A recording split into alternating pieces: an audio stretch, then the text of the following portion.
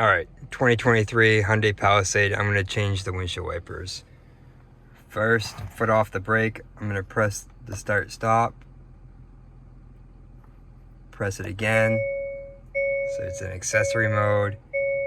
And press it a third time to shut it off and hold the windshield wiper button up. And your windshield wiper should now go into the service mode so we can disconnect them. All right, I'm outside the vehicle now. I'm just gonna flip this forward. Take a little flathead screwdriver in here and just kind of pry that off. And then just pull down and out. Here's the new wiper blade. It just clips in like that. Same procedure on the passenger blade.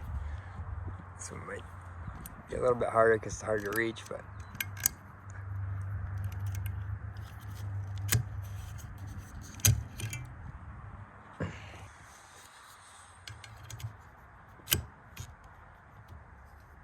clipped in.